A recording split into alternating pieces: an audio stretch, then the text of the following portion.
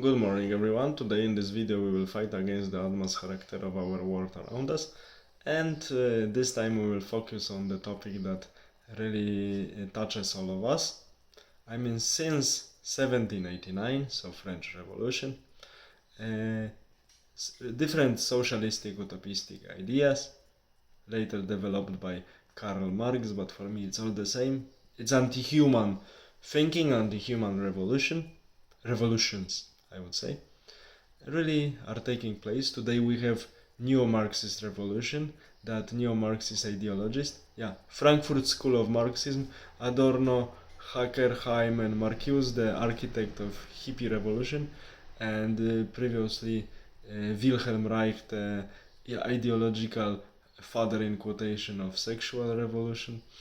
Now we have these ideologies plus some ideologies of Rosa Luxemburg implemented into our life, and this leftist disconnected people from the reality now are supported by big business, because big business is ruled by management options, so managers who have short terms. The owner was disconnected from the company and just delegated ruling the big companies to the managers. Managers want to make the profits within few years, just make the profits as big as possible and later leave. They don't care if everything collapses once they leave. So how to make consumers consume more and not to think what they do? Of course, destroy family bonds, destroy social bonds, and also consumers will consume without the end to just feel to just replace for a moment their emptiness of life, and workers in these companies without family will work only for this company as long as company wants them, as long as company uses them and needs them. This is the real answer. Because not having family and social bonds, they will treat this company as a family in quotation. And now we see that such leftist ideologies, neo-Marxists who serve big capital, surprisingly the ones who are supposed to fight with great capital, serves it like loyal dogs. And we have, that's why such ideologies blooming again. If we go through all socialistic ideologies, international socialism, national and others even now, who is the main enemy of this socialism? Is the man himself or herself. Why? Because for first revolutions and socialism, people who were from aristocracy were enemy and were to be eliminated. Later there were some races to be eliminated. Properly defined or not properly defined, this is another question, because nowadays term race is misused, but okay, this is for another discussion.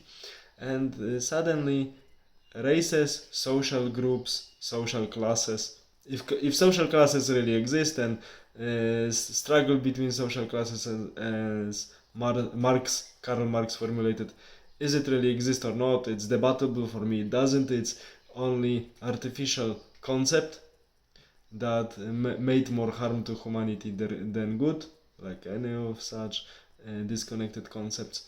And what we see now the enemy of the world is human itself, because we pollute the planet, because we kill the planet. How we define the planet, I don't know, but one should know that we even don't know the interior of the planet, what we have inside under the ground. We didn't investigate it. Maybe if we investigated it properly, we could use it wisely. Maybe we wouldn't be afraid, maybe we would even not fear the situation when we would be 30 or 50 billions, and we wouldn't have to stuck into the brains of many people this myth of overpopulation. Actually, population collapse is coming. I'm just referring to my previous video. And now we see that the main enemy of the new socialism is neo-Marxism, is man himself, because we pollute the planet, we produce children. So I hear from many young people, we will not have a children because there is overpopulation, we don't want to kill the planet. Strange, but okay. I do not see that planet is suffering, but I see that people are suffering with themselves, especially when they spread such stupid ideologies and they want to live according to them. but okay.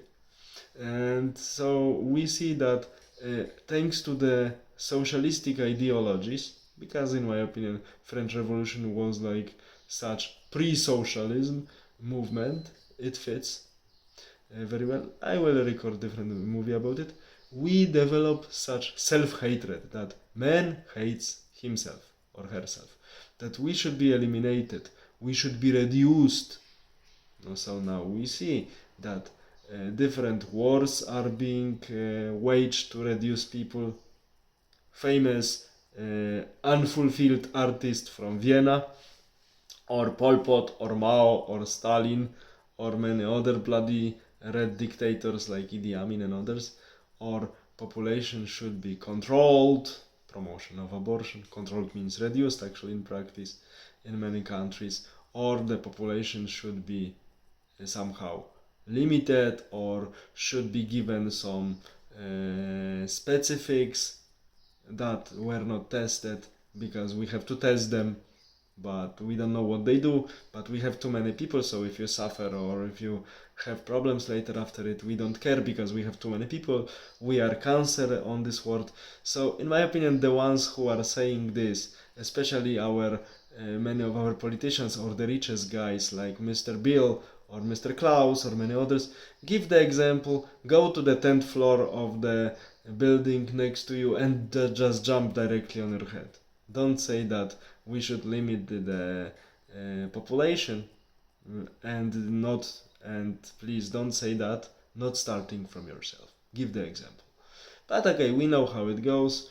We are now ruled by very primitive people, because democracy always selects the most primitive and the most stupid people, because when people select, and there is also some influence huge of sharks of the business, but when people select, it's always better to select someone who is more stupid than me, and that's why we are getting more and more and more to more stupid form of governance, and it goes to the complete collapse and redefinition of our reality.